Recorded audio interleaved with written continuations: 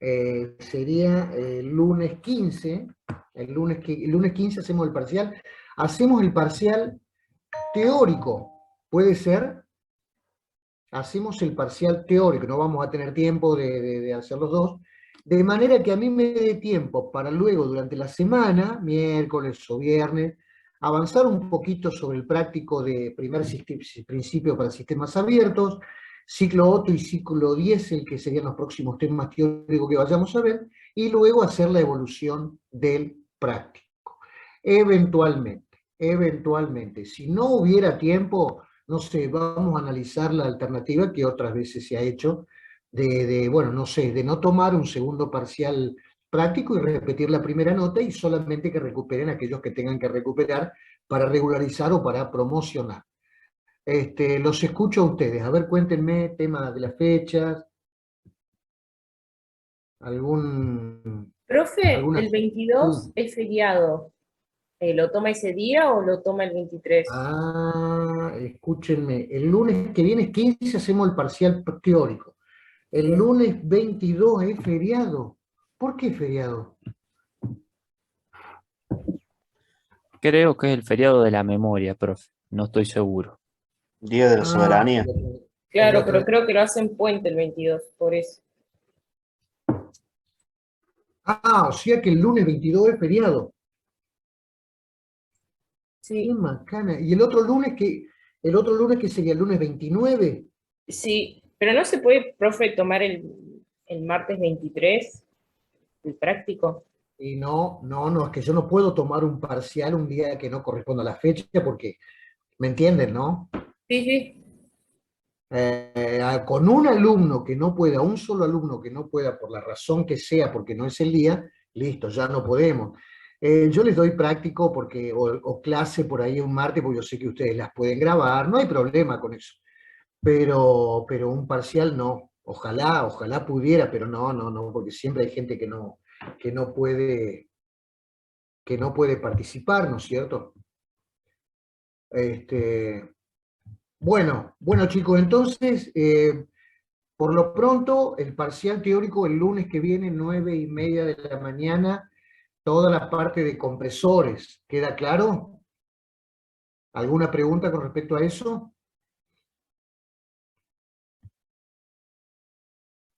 No, profe, de mi parte, ninguna.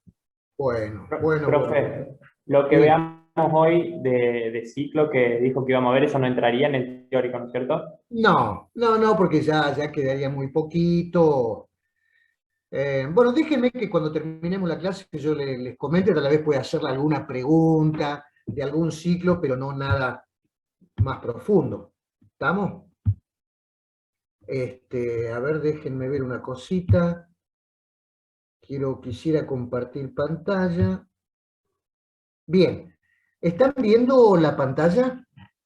La palabra nos está diciendo térmico. Térmico, ¿qué significa? Que voy a utilizar energía térmica y la voy a transformar ¿en qué? En energía mecánica. Ahora la pregunta es, si necesito, para crear energía mecánica, necesito energía térmica, calor, altos niveles de energía interna, significa que voy a tener que quemar algo. En este caso específicamente, quemar un combustible.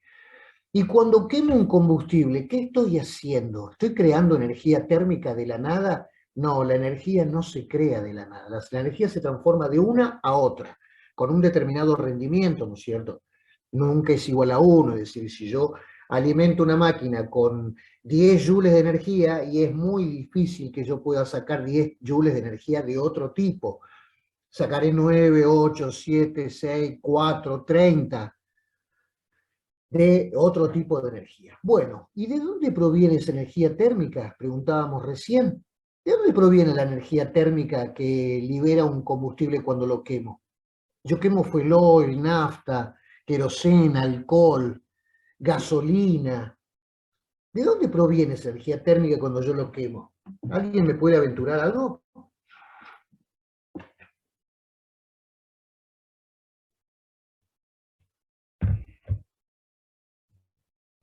Escucho ofertas. ¿De dónde creen que proviene esa energía térmica que libera un combustible cuando combustiona, es decir, cuando reacciona con el oxígeno? Eso es un proceso de oxidación. Una combustión es un proceso de oxidación donde generalmente el carbono de un combustible reacciona con el oxígeno, se oxida y libera energía térmica. ¿Alguien me puede decir de dónde saco la energía para transformarla en energía térmica? ¿No lo han visto en Física 2, por ahí? Es la energía almacenada en los enlaces del combustible, en los enlaces químicos, en los enlaces que mantienen unidas a las moléculas del combustible, en este caso particular de un combustible, hay energía almacenada, energía química, que está almacenada en los enlaces químicos de esa estructura molecular. Todas esas cadenas de carbono, de hidrocarburos, están unidos por fuerzas moleculares. Cuando esas uniones se rompen como consecuencia de un proceso de combustión, toda esa energía química almacenada se libera en forma de energía térmica. Entonces, en un motor, yo parto de la energía química almacenada en los enlaces del combustible, lo oxido, lo transformo en energía térmica y esa energía térmica la transformo en trabajo. ¿Cómo? Y a través de la expansión de un fluido. A través de la expansión de un fluido. Y acá tenemos la definición de motor térmico.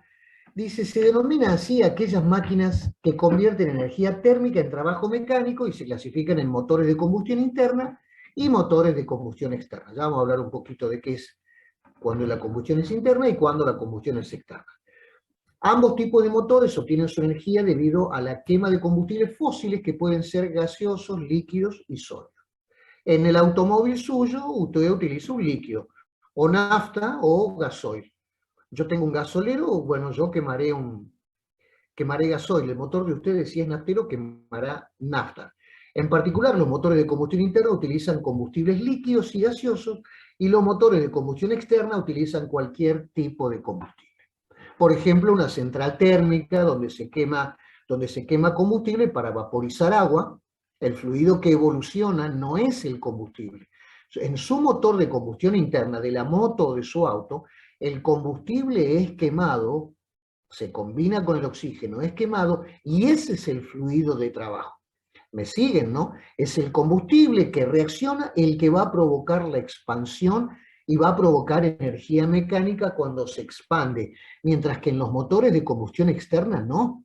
En el motor de combustión externa usted está quemando un combustible, pero no es los gases de esa combustión los que van a entregar trabajo. Usted quema un combustible para, por ejemplo, vaporizar agua.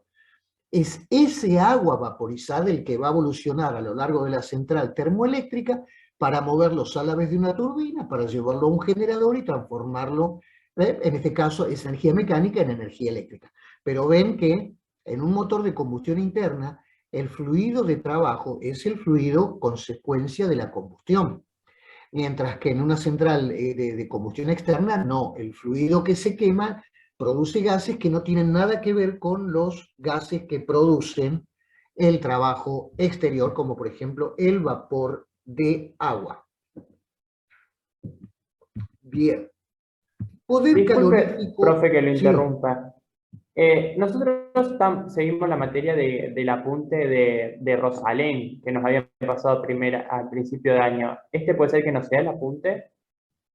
Este no es el apunte de Rosalén. Si ustedes quieren verlo por el apunte de Rosalén, véanlo, estudianlo de ahí, está muy, muy bien explicado. Yo acá estoy con otro apunte. Este no es el apunte del ingeniero Rosalén. Ah, bueno, perfecto.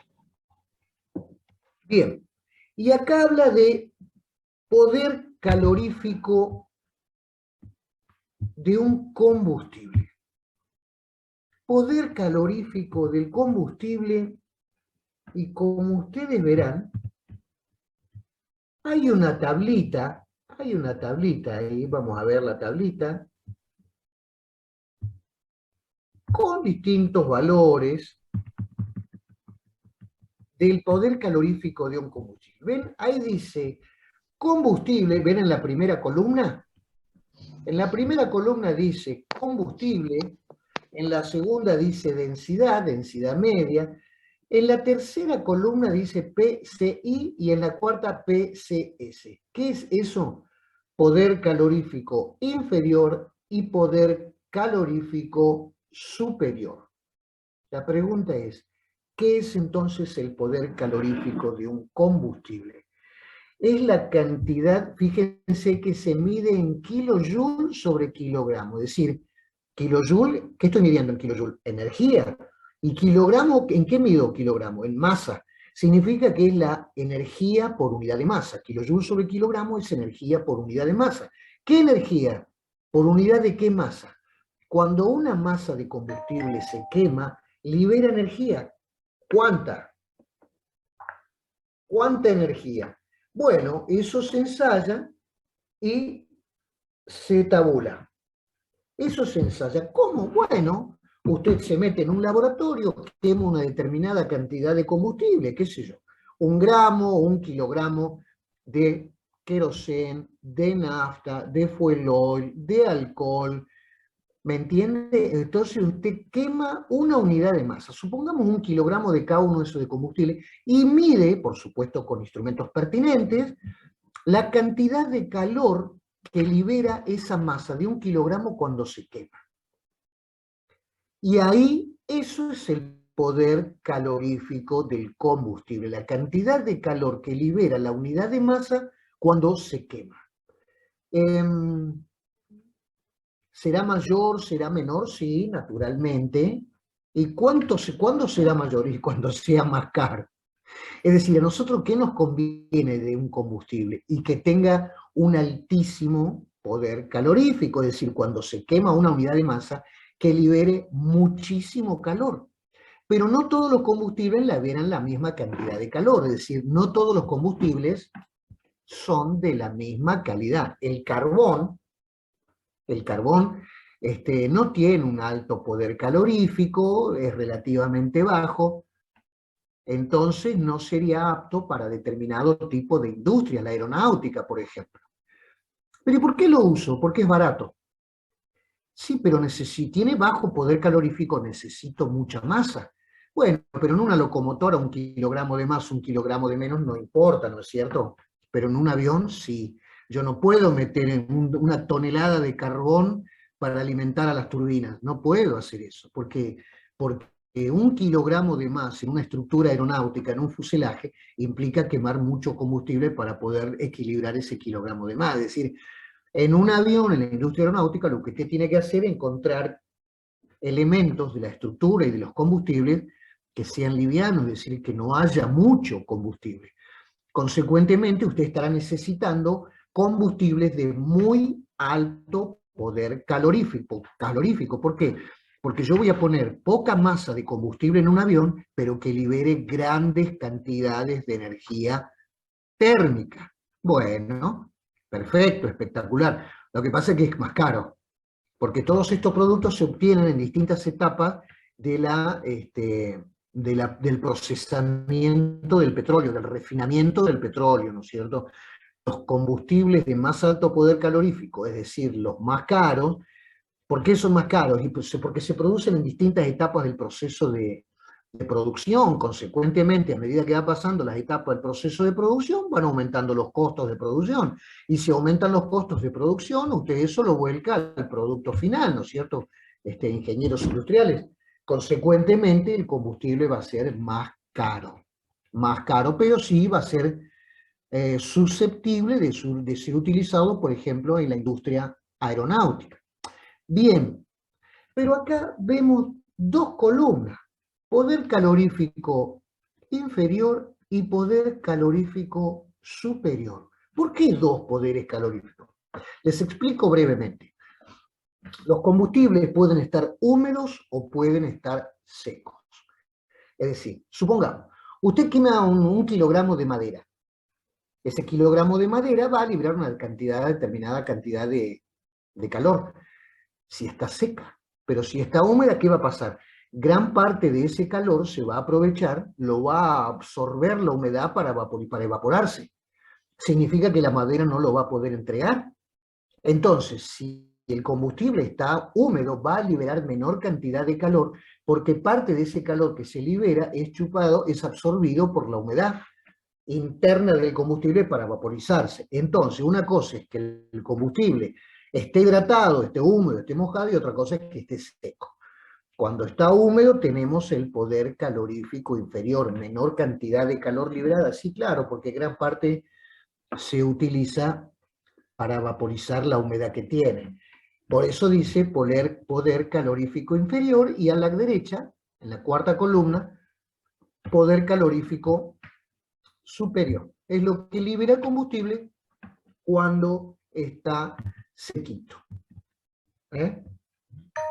Cuando está seco. Bueno, ahí tenemos una tabla con muchísimos valores, ¿no es cierto? Combustible que tiene turba, lignito, hulla, antracita, aceites, alcohol, alquitrán de madera, etanol, metanol, hidrocarburos, ¿cierto? Gas, gas de aire, hidrógeno es el combustible del futuro, señores, ¿eh? Así que empiecen a leer sobre el hidrógeno porque es el combustible del futuro. No es tan contaminante y hay en abundancia. Hay en abundancia. Lo que pasa es que no es tan sencillo obtenerlo. Está en el agua el hidrógeno. El hidrógeno está en el agua, y agua hay cualquier cantidad. Parate frente a la costa del Atlántico y va a ver la cantidad de agua que hay. Significa que hay una enorme disponibilidad de hidrógeno, sí, pero el hidrógeno está metido dentro del agua, es decir, hay que separarlo. Opa, ya los motores de combustión interna, señores, hay que empezar a olvidarse, ¿eh? Hay que empezar a olvidarse ya de los motores de combustión interna en Europa. ¿Alguien ha andado paseando por Europa? ¿Vieron que hay lugares donde no los dejan entrar con motores de combustión interna? No recientemente, profe, pero tengo entendido que hubo un tratado en París en 2015 en el que decían que para 2030 todos los autos tenían que ser, digamos, ya no movidos por combustión interna, sino con energía eléctrica. Exactamente, exactamente. La Unión Europea ya tiene todo planificado, ya sabe para qué año. Estos son etapas, ¿no es cierto? Hay un diagrama de Gantt y la Unión Europea ha dicho, no recuerdo bien para qué año, para el 2025, 2030, ya no tiene que haber autos de combustión interna circulando por Europa. Hay una planificación, mientras tanto deberá haber toda una reconversión de la industria para poder adaptarse, ¿no es cierto? Y tener estaciones de servicio, por ejemplo, de hidrógeno, que ya hay, ¿eh? En Japón, en Alemania, ya hay estaciones de servicio de hidrógeno. Usted carga su motor eléctrico con hidrógeno e impulsa el automóvil. ¿Sí? No, ya no te dejan, y sobre todo, por ejemplo, ustedes saben que la combustión de un combustible libera, entre otras cosas, carbono, oxígeno 2, conocido mundialmente como dióxido de carbono, o como decían mis viejos profesores de aquella época, anhídrido carbónico. Yo me acuerdo cuando cursaba ingeniería primer y segundo año, mis viejos profesores, queridos profesores, nos hablaban del anhídrido carbónico, que después se llamó dióxido de carbono. La combustión de estos motores, la combustión que se produce en el motor, libera enormes cantidades de dióxido de carbono que se van a la atmósfera.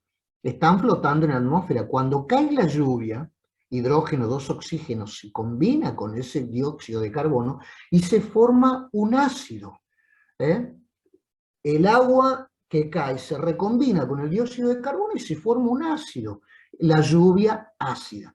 Y la lluvia ácida tiene, entre otras cosas, la gran particularidad y contra de erosionar una enorme cantidad de estructuras. Imagínese usted una ciudad en Italia como Florencia, que tiene muchísimo arte en sus plazas, no se puede dar el lujo de recibir grandes cantidades de lluvia ácida, porque hoy lo que es una estatua hermosa, qué sé yo, del barroco, dentro de 50 años, ya no va a ser una estatua hermosa porque va a estar toda erosionada y corrompida desde un punto de vista químico, ¿no es cierto? Bueno, así que por eso, Profe, ingenieros, sí. tengo entendido que en Europa hay partes que ya no permiten la circulación de autos diésel por la emisión de dióxido de nitrógeno, ¿puede ser? Sí, estamos hablando de los más desarrollados de Europa, ¿no es cierto? No estamos hablando ni de Portugal, estamos hablando de Dinamarca, estamos hablando de Suecia, estamos hablando de Finlandia, donde usted ya no puede entrar con motores de combustión interna. Allá te dicen, señor, camine o véndalo al auto, nosotros se lo compramos, se lo bonificamos y le vendemos un auto a hidrógeno o un motor eléctrico. Pero ya no contamine más. Si no, ¿qué planeta le vamos a dejar a nuestros hijos y a nuestros nietos? En algunos países hay todavía una mixtura, ¿no? Todavía se permite, no están tan evolucionados y desarrollados, todavía se permite la circulación de combustión interna. Pero insisto, en el futuro, no. Así que ustedes que van a ser los ingenieros del futuro, nosotros no, nosotros ya nos estamos yendo. Nosotros venimos de una época donde se quemaba y se quemaba y se quemaba y se quemaba y no importaba el planeta ni la salud de la Tierra. Ahora ha habido un enorme cambio de paradigma. Los ingenieros del futuro, o sea, ustedes, van a tener que empezar a abrir su cabeza y pensar muchísimo en las nuevas fuentes de energía. Así que ese sería un tema muy importante para que ya empiecen a investigar desde ahora, ¿eh? Métanse en todo lo que sea energías alternativas, energías renovables, ¿no? Porque la que utilizamos ahora es no renovable. Cuando se termine el petróleo y el gas, no podemos producir petróleo, es decir, ya no se va a poder renovar. Así que un gran consejo para ustedes, empiecen a profundizar en el estudio de energías alternativas, ¿no? Porque es lo que se viene, así va a andar el mundo en los próximos años. Bueno, ¿alguna preguntita hasta acá, chicos? ¿Alguna duda? Bien, ciclo Otto. Yo les mandé, fíjense ustedes, les mandé unas fotos en el WhatsApp donde hay mucho para leer, eso se lo van a leer ustedes. Por ejemplo, entre otros, cómo funciona el ciclo Otto. Es un motor térmico, ahí está el motorcito, miren, ahí hay un diagrama de 4 tiempos, ya vamos a ver qué significa 4 tiempos. A ver si tengo el dibujito por acá.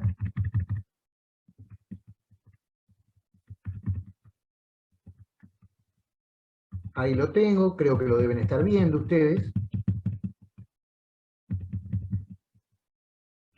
Ven acá. Acá tenemos un dibujito que simboliza, ¿ven dónde tengo el cursor? Tenemos la letra A, B, C, D, E, creo que dice B larga ahí. Bien, ¿qué significa? Este es un diagrama de Clapeyron, ¿no? Presión-volumen. Tenemos el cilindro pistón, recuerdan lo mismo que veíamos en compresor, recuerdan que retrocedía el pistón para absorber aire, acá no se absorbe aire, acá se absorbe combustible. Entonces, partimos del punto A, donde tenemos, ahí abajo está el pistón, en el punto muerto superior, el pistón retrocede, va liberando la cavidad, consecuentemente se abren las válvulas de admisión, ingresa combustible y aire. Llegamos a la posición B, se cierran las válvulas, ya no hay intercambio ni de gas ni de combustible, empieza a avanzar el pistón y comienza a comprimir adiabáticamente a la mezcla. Es una compresión ideal, teórica, adiabática, sin intercambio de calor. El pistón avanza, comprime a la mezcla aire-combustible. Estamos hablando del ciclo Otto. Llegamos al punto C, hubo una significativa reducción del volumen específico de esa mezcla aire-combustible, ya alcanzó una temperatura bastante alta como consecuencia de la compresión. Ustedes saben que la compresión, si no se le permite al fluido que libere calor, aumenta su temperatura, llegamos al punto C, y en el punto C, ¿qué ocurre? La bujía que está presente en el pistón, en la cámara del cilindro, en la cámara de combustión, hace saltar la chispa, el arco voltaico, la mezcla se enciende. La mezcla que está comprimida se enciende, pero el pistón está fijo, ¿eh? En la medida que avanza el frente de llama, se empieza a quemar todo el combustible, esa combustión no es espontánea, es decir, no se verifica toda en forma instantánea, tiene una velocidad. Bueno, avanza el frente de llama, mientras se quema todo ese combustible, el pistón está fijo y quieto, consecuentemente toda la combustión del combustible se produce a volumen constante, ¿ven? Desde el punto C hasta el punto D. El pistón no se mueve, consecuentemente el volumen no cambia, ahí se va produciendo toda la combustión del combustible hasta que llegamos al punto D, se quemó todo el combustible, ¿qué significa? Que ahora ahí adentro tengo gases de la combustión a muy alta presión y muy alta temperatura.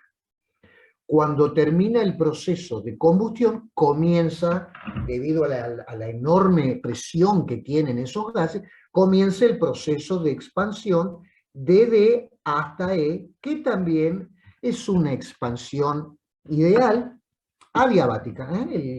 Los gases de la combustión se expanden, impulsan al pistón, lo hacen retroceder hasta el punto muerto superior a lo largo de una expansión adiabática. Listo, llegamos hasta el punto E, se produce la finalización de la expansión y ahí se produce el enfriamiento. Fíjense, acá en la curva CD, en esa isovolúmica, ahí estaría simbolizado la absorción de calor. Ahí tendría que haber una flecha que entra acá, Q. Todo ese calor que libera la combustión es el que nosotros simbolizamos como entrante al sistema.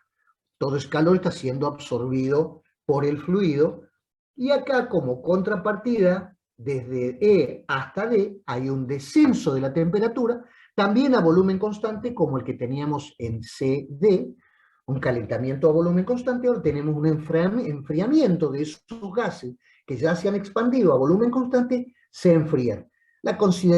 Ese enfriamiento lo consideramos concentrado en ese punto, ¿no? Solamente ahí, aunque ya sabemos que el enfriamiento pasa en todos lados, pero entonces ya no podríamos tener transformaciones adiabáticas. No se olviden que este es un ideal.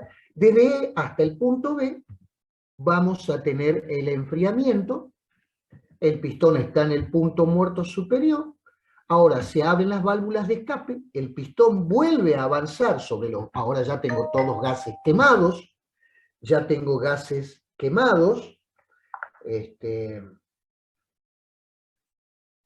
entonces tengo que liberarme de esa carga porque ya no sirve, el proceso de combustión es muy brusco, por eso se le llama explosión. Entonces acá tenemos el pistón hacia el punto muerto superior, la explosión a volumen constante. La energía química almacenada en el combustible se le convierte en energía térmica, 25 a 30 veces la presión atmosférica. Cuando se quema la mezcla a volumen constante, tenemos una presión de 25 a 30 veces la presión atmosférica. De 25 a 30 atmósferas, lo que es una presión bastante importante. Ya una atmósfera es una unidad alta de presión. Debido a esta presión, el pistón es forzado a descender hasta el punto de muerte inferior. Esperen un segundito. Térmica 25 a 30 veces. Debido a esta presión, el pistón es forzado a descender hasta el punto muerto inferior, transmitiendo esta fuerza al cigüeñal a través de la biela. Bien, y ahí tenemos, ya habíamos hablado de lo que es una biela manivela, es un dispositivo que nos permite transformar un movimiento circular en uno alternativo, ¿no es cierto? Y luego finalmente viene el cuarto tiempo, el escape. El pistón se encuentra en el punto muerto inferior, la presión sigue siendo elevada, en este momento se abre la válvula de escape, el cilindro se descomprime bruscamente, proceso a volumen constante, el enfriamiento, hasta igualar a la presión atmosférica, claro, naturalmente. La carrera descendente comienza del PMI al PMS y se produce el barrido de los gases quemados, dejando el sistema listo para iniciar el nuevo ciclo. Profe, Bueno. disculpe que lo corte. Queda 1 minuto de reunión. Bueno, escúchenme, yo le propongo lo siguiente, cuando se termina, si quieren nos volvemos a reconectar enseguida o hacemos 10 minutitos de recreo. ¿Qué prefieren? Hacemos unos 10 minutos, profe. Bueno, se toman un cafecito, se toman unos mates, y nos volvemos a conectar.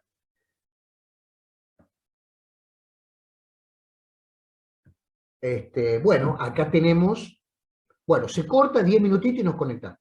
Las fases de un motor de 4 tiempos, ahí está, fíjense. Hasta el pistón, en la cámara, Ahí está el movimiento de las válvulas y el movimiento circular, que estoy haciendo acá con el cursor, que se transforma en un alternativo de subida. ¿Me pueden escuchar bien? ¿Me ven bien? ¿Me escuchan bien? Sí, profe. Sí, profe. Bueno, me alegro. Sí, profe. Very good. Very good. Admitir. Bueno, a ver, esperen un segundito que me parece que me están preguntando por acá. No, de física. Ay, señores. Bien. Vamos a compartir pantalla. Joder. Compartir, share. Bueno, ¿están viendo el diagramita? Sí, Sí, sí. profesor. Sí, Bien profe. ahí. Bien ahí. Acá está el diagrama del ciclo de Otto teórico, ¿no es cierto? Bueno, porque en la realidad no ocurre eso. Sí podemos diferenciar bien las 4 etapas, ¿no es cierto? La etapa de compresión, donde al fluido se lo comprime, el fluido absorbe trabajo. Luego el fluido se expande y es en la carrera de expansión, es la carrera de trabajo útil. Ahí cuando el fluido se expande sobre el pistón, ahí es cuando está entregando el trabajo útil. Consecuentemente, el trabajo neto, ¿cuál será? Y el trabajo de expansión que el fluido entrega sobre menos el trabajo de compresión, que es el que absorbe el fluido para ser comprimido. Ustedes ya saben la integral de P por diferencial de B, una integral es el área debajo de la función, ahí sería el trabajo neto, sería todo el trabajo debajo de esa curva que es positivo, más el trabajo debajo de esa curva de compresión que es negativo. Esto que está rayado acá sería el trabajo neto teórico, ¿no es cierto? El área encerrada por estas 4 curvas sería el trabajo neto que yo obtengo por el fluido en cada ciclo de trabajo. Bien, bien, bien, bien. Bueno, vamos a ver qué tenemos acá. Ah, bueno, acá están las transformaciones, ¿ven? Acá tengo las 4 etapas, admisión, el cursor, compresión, ve que ahí tengo el W sub 1, ese es el trabajo que está absorbiendo el fluido, es un trabajo negativo. Luego acá se produce la combustión, o sea, el aporte de calor al fluido, por eso tengo Q sub 1.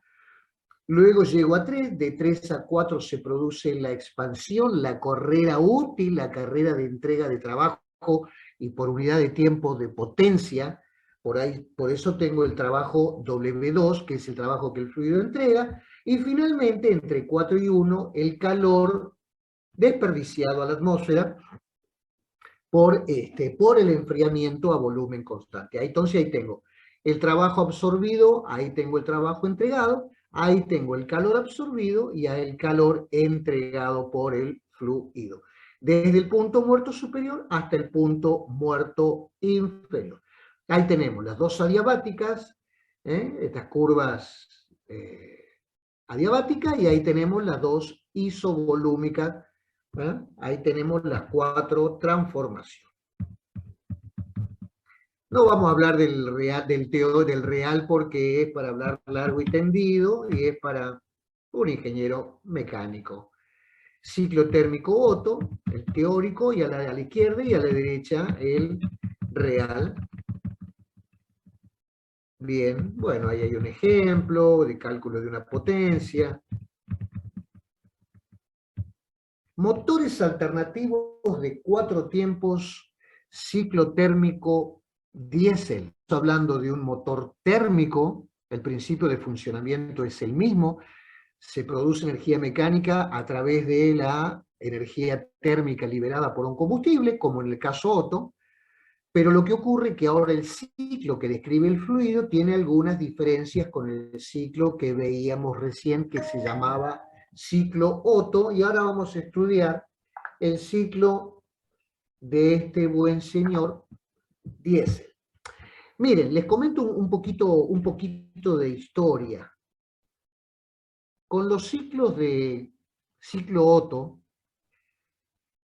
finales del siglo XIX, había un problema serio y grave, que es que cuando el pistón iba comprimiendo la mezcla, es decir, el pistón había retrocedido, había absorbido toda la mezcla fresca, la carga fresca, pero luego cuando la comprimía, recuerden que la tiene que comprimir hasta el punto muerto superior para que recién en ese momento salte la chispa y se produzca la combustión del combustible. Resulta que la combustión comenzaba antes. ¿Cómo? Y porque a medida que se iba comprimiendo al fluido, este aumentaba su temperatura. La compresión provoca aumento de la temperatura, y esa temperatura podía aumentar peligrosamente de manera que pudiera encenderse la mezcla o autoencenderse antes que saltara la chispa. Significa, fíjense ustedes el desastre que es, porque el fluido ya está combustionando, es decir, aumenta su presión y tiende a expandirse cuando el pistón todavía está comprimiendo, es decir, el pistón estaría comprimiendo algo que ya está tendiendo a expandirse, es decir, la pérdida de rendimiento, la pérdida de energía es enorme. La combustión tenía que empezar en el momento oportuno, al final de la compresión, no antes. Y resulta que se le provocaba esa detonación o autodetonación. El problema de todos los ingenieros de ese momento era cómo hacer para evitar que esa mezcla se autoencendiera.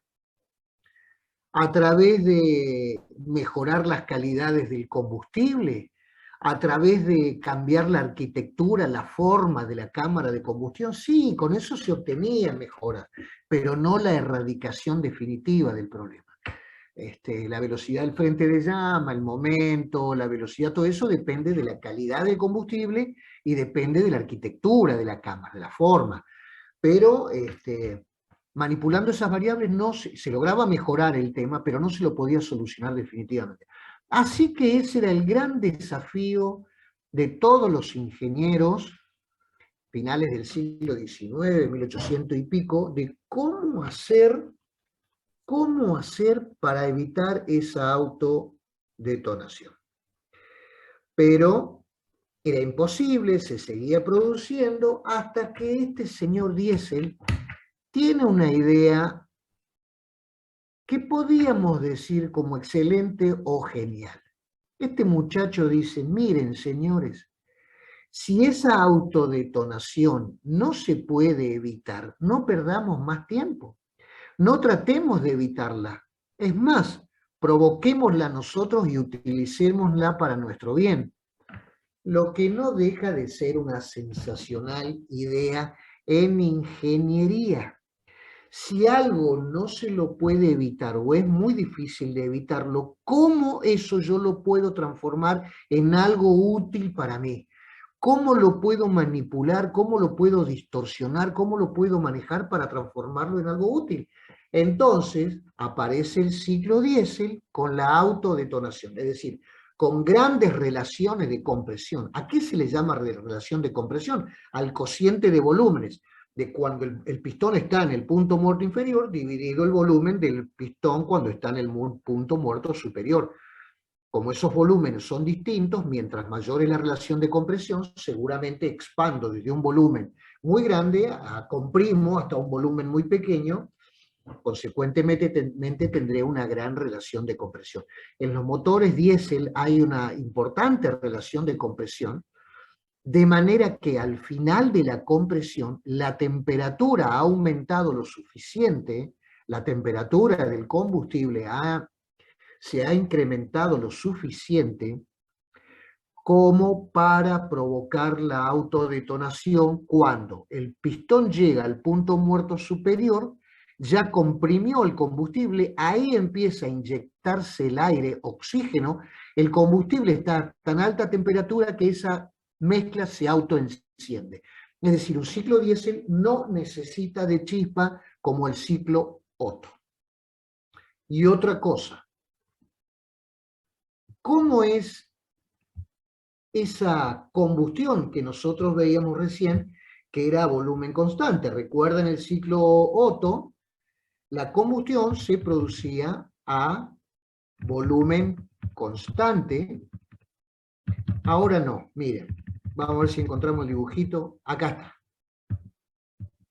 Fíjense, estamos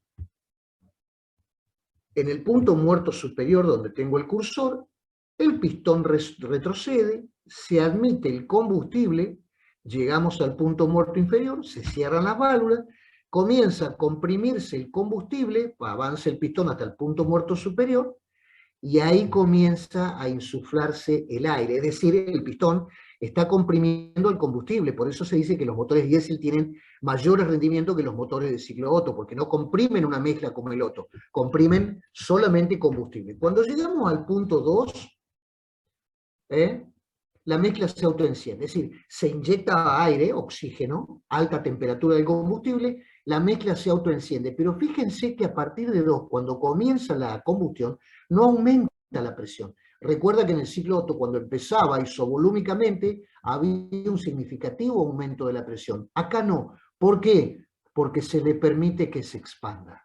Es decir, cuando comienza el proceso de combustión, ya empieza el pistón a retroceder, de manera que si bien la temperatura va aumentando, no aumenta la presión porque le permito que aumente su volumen específico. Consecuentemente, la presión va a permanecer constante. Todo el aporte de calor Q1 en la etapa de combustión se produce a presión constante. Importante y significativa diferencia entre el ciclo diésel y el ciclo Otto. Entonces, la mezcla... Perdónenme un segundito, por favor.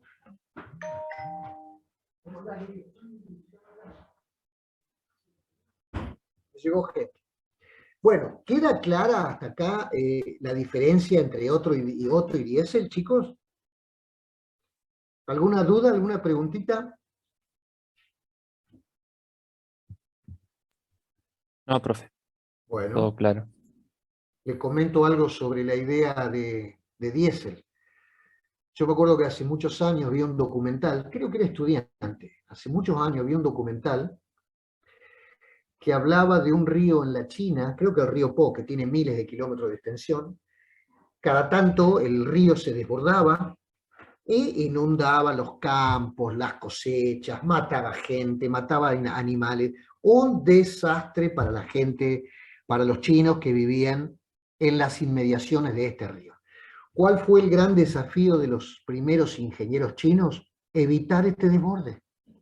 Entonces ya no sabían qué hacer, qué meterle al río, paredes, contención, ya no sabían qué meterle, el río se desbordaba, le pusieran lo que le pusieran, y pasaron años, y no podían evitar el desborde del río Po con el consecuente desastre.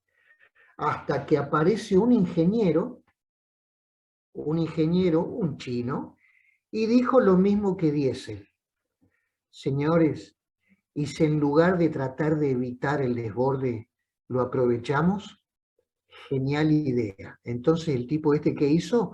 Alrededor, a lo largo de toda la costa del río Po, 5.000, 6.000, 7.000 kilómetros, creó canales que se metían en los campos, que estaban vacíos cuando el río tenía su curso natural, pero cuando el río se desbordaba, empezaban a llenarse esos canales, de manera que este muchacho aprovechaba esos desbordes para poder regar, llevar agua a lugares muy recónditos y regar campos muy, muy lejanos. Genial idea. Por supuesto, estamos hablando de antes de Cristo, no sé, 1.000, 2.000 años antes de Cristo, ¿no? Pero ven como a veces una idea tan simple, que de tan simple no se le ocurre a nadie, hasta que aparece uno que se le prende la lamparita y dice, che, y si en lugar de hacer esto hacemos lo otro, una genialidad que cambia el curso de la historia o cambia el curso de ingeniería. Así que ustedes, como ingenieros, no digo que se van a pásense la vida tratando de inventar cosas innovadoras, pero de vez en cuando traten de mejorar lo que sea, como ingenieros. A ver, el de un aparato, el de una empresa, el de una institución, el de un motor, el de una fábrica. ¿Cómo pueden aprovechar al máximo los recursos? para tener una mayor productividad, para tener un mayor rendimiento. De eso se trata, señores, la ingeniería. Industrial, mecánica, lo que ustedes quieran. Bueno, tenemos el ciclo diésel teórico. ¿Ven? ¿Ven la diferencia fundamental ahí? ¿Ven? Ahí se produce la admisión del combustible, se comprime el combustible a lo largo de esta curva, ahí comienza el proceso de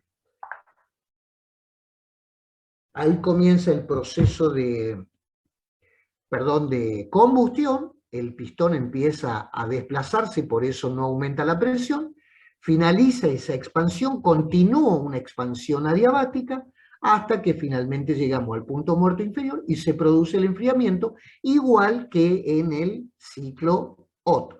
Recuerdan que el enfriamiento en el ciclo Otto era a volumen constante, acá también. Lo único que difiere es la parte de la combustión. Y como esta combustión ven que no es a volumen constante como la de recién, que era muy violenta, por eso se le llamaba explosión, ahora le llamamos combustión interna. Una pequeña diferencia. Bueno, véanse bien los diagramas, apréndanselo. No sé si por acá están explicadas las fases, pero son muy similares a la del ciclo Otto. Acá dice diferencias en las etapas del ciclo diésel de 4 tiempos con respecto al ciclo Otto. Primer tiempo, admisión. Durante la carrera de admisión ingresa solamente combustible, no, perdón, aire, lo que se insufla y se pulveriza es el combustible, no, discúlpenme. Cuando el pistón va del punto muerto superior al punto muerto inferior, lo único que se admite no es una mezcla como en el ciclo Otto, lo único que se admite es aire. Estamos, no combustible, que yo me decía recién, no, se admite aire. No hay transformación termodinámica, no. Luego viene la compresión, debido a que su cámara de combustión es mucho más pequeña que del motor Otto. Al finalizar la carrera de compresión se alcanza valores elevados de presión, de 45 a 60 la atmosférica, y por lo tanto también de temperatura del aire mayor a 500 grados centígrados, proceso adiabático. Es decir, el aire cuando es altamente comprimido llega a ese valor de temperatura, 500 grados. Tercer tiempo, combustión y expansión. El pistón ahora se halla en el punto muerto superior. En ese instante comienza a inyectarse combustible diésel, se pulveriza, finamente pulverizado, los sensores empiezan a actuar, comandan la pulverización, se empieza a pulverizar y a inyectar el combustible, ese combustible se mezcla con aire a 500 grados centígrados y se autodetona. Comienza el combustible diésel, este combustible al entrar en contacto con el aire, si a la temperatura se autoenciende sin necesidad de que salte una chispa. El pistón comienza su carrera descendente y el combustible continúa autoencendiéndose a medida que es inyectado. Por lo tanto, aquí no existe una explosión, sino una combustión. Recuerden que el combustible, a medida que se verifica la expansión, sigue siendo inyectado. Su presión constante. Debido a este aporte de energía se produce la expansión de los gases de escape y el pistón desciende hasta el punto muerto inferior. Y cuarto tiempo escape, muy parecido a lo que ya sabíamos del ciclo Otto. Una vez en el punto muerto inferior se abre la válvula de escape y se descomprime el cilindro en un proceso isovolúmico, y luego se produce el barrido de los gases de escapes en la carrera ascendente al punto muerto superior. El pistón aprovecha y barre a todos los gases ya quemados de la combustión. Bueno, acá está simbolizado. Ahí está el aporte de calor a presión constante, ahí la expulsión de calor a volumen constante, y ahí la salida adiabática, ¿no? Ahí está el trabajo de compresión, y todo este sería el trabajo de expansión útil en el ciclo diésel. Pues nuevamente tenemos el teórico y tenemos el real. El teórico y el real. Bueno. Esto se lo van a volver a leer. Lo pueden ver del apunte del ingeniero Rosalén. Puede ser que haya en el parcial del lunes, puede ser que haya algo, ¿eh? Puede ser que haya alguna preguntita con respecto a Otto y Diesel, así que por las dudas se los leen y se lo estudian. ¿Alguna preguntita hasta acá, chicos? ¿Alguna duda?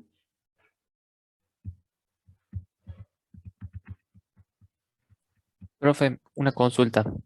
Sí. Por lo pronto, el lunes que viene sería solo parcial teórico, no el práctico. No, el práctico no, teórico. No, porque no vamos a tener tiempo.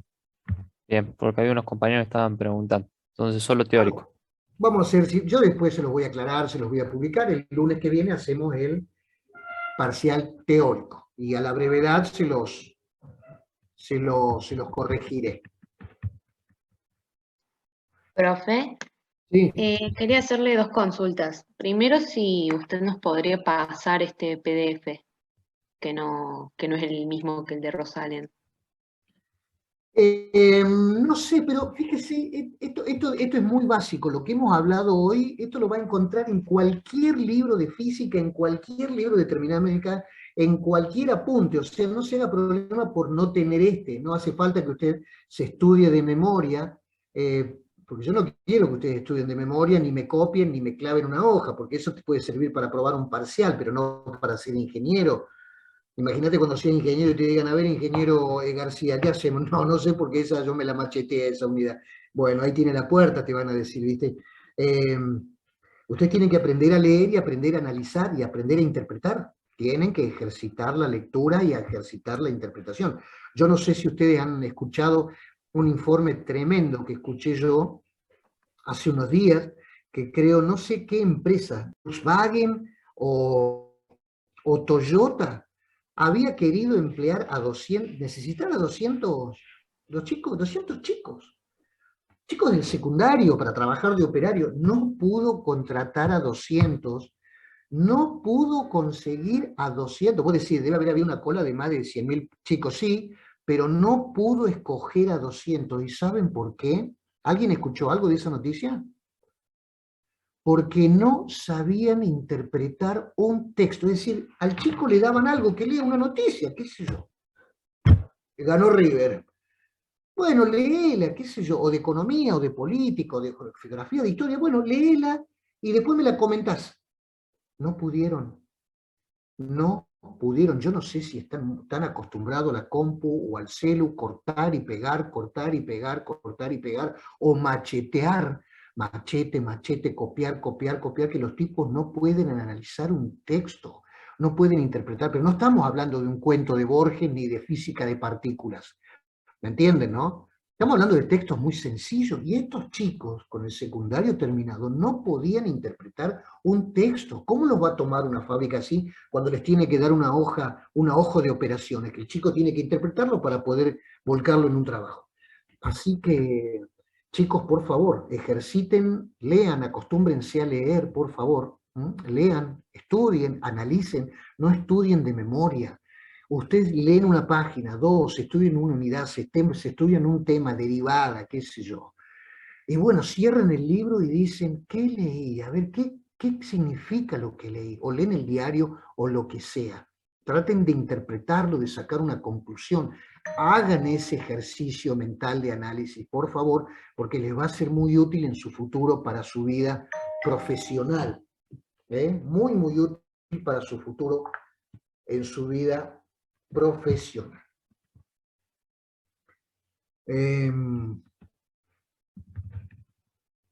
Bueno, acá está el concepto de rendimiento. Fíjense, acá hay una letra griega, eta, rendimiento. El rendimiento de algo es importantísimo.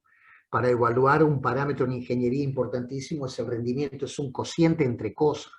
Es el cociente, supongamos, estoy hablando de mi rendimiento. A ver, ¿qué hace el ingeniero Sosa? ¿Qué produce el ingeniero Sosa? ¿Y cuánto consume para producir lo que produce? Porque ese cociente va a dar un número. Y con ese número yo puedo comparar una empresa con otra, Volkswagen con Fiat, puedo comparar un almacén con un gran hipermercado. El rendimiento, no se olviden nunca de ese concepto o de productividad que los ingenieros siempre estamos intentando mejorar. Ahí está el concepto de rendimiento importante porque es una potencia producida dividida una potencia consumida, ¿no es cierto? ¿Consumida de dónde? Y de un combustible que se quema. ¿Qué potencia entrega un motor? Y la potencia que está entregando en el eje motor. Dividió la potencia que consume. ¿Cuál es la potencia que consume? Y la potencia que entrega el combustible, el poder calorífico. Recuerdan, ¿no? Que cuando un combustible se quema, libera una determinada cantidad de calor que es igual a la masa de combustible por su poder calorífico. Esa es la cantidad que absorbe de energía el motor. Sí, pero de esa cantidad de energía térmica, ¿entrega lo mismo? No. Miren, un motor térmico, un rendimiento ¿puede andar en el 80%? ¿Qué creen ustedes? Un motor térmico. No, profe, como mucho pueden andar en un 45, Sí, como un motor muy bueno. y se le está yendo un poquito la mano, ¿eh? No olviden que los principios de la termodinámica dicen que el calor pasa de los cuerpos calientes a los fríos, no lo puede evitar a eso, entonces se le escapa calor por todos lados. Mire, los gases de la combustión que salen de un motor tendrían que salir muy fríos, pero no salen fríos, salen calientes, significa que ese calor no se transformó en trabajo, usted toca el motor, está caliente, ese calor que se tendría que haber transformado en trabajo mecánico resulta que terminó calentando una estructura, usted lo perdió por todos lados. Y si recuerdan el año pasado, cuando estudiaron Física 2, decía que el rendimiento era igual a 1 menos la temperatura de la fuente fría sobre la temperatura de la fuente caliente. Para que el rendimiento sea igual a 1, la temperatura de la fuente fría debería ser igual a 0, porque 0 dividido otro número es 0. 1 menos 0, 1, rendimiento igual a 1. Sí, pero hay un pequeño problemita. Esa temperatura de la fuente fría está en grados Kelvin. Significa que los gases deberían salir a 273.16 grados bajo cero, y eso es imposible. Entonces, dice la termodinámica, es imposible construir un motor térmico que tenga un rendimiento igual a 1 porque no se puede alcanzar el 0 Kelvin. No se puede alcanzar el 0 Kelvin. Bueno, chicos, no vamos a tener tiempo. Nos estamos viendo entonces el miércoles.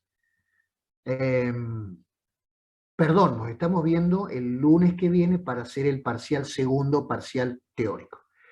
¿Alguna preguntita, alguna duda que arrastren, por favor? Profe, entonces los temas que entrarían al teórico sería todo lo que vimos de compresores y esto de ciclo Otto y ciclo diésel, o alguna otra cosa más. Sí, claro, toda la parte de compresores, ¿eh? Se estudian bien toda la parte de compresores que hemos visto, hay cuestiones matemáticas importantes, muy lindas, muy bonitas ahí para ver, y sí puede haber algo de ciclo Otto y ciclo diésel, puede haber algo, así que esos serían los temas. Compresores bastante largo, así que tienen para hacer dulce ahí para leer, ¿eh? Y la parte de diésel y Otto lo pueden ver, insisto, de cualquier libro, de cualquier apunte. Fíjense en el apunte de Rosalén, el apunte de la cátedra de Rosalén está muy bien explicadito.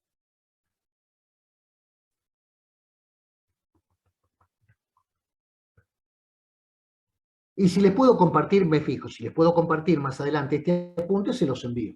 ¿Estamos? Pero si no, de cualquier otro apunte. ¿Algo más, chicos? Estudien, yo creo que la gran mayoría tiene la posibilidad de promocionar el práctico, el teórico hasta ahora, así que sería un golazo de media cancha que se saquen un 6 o más.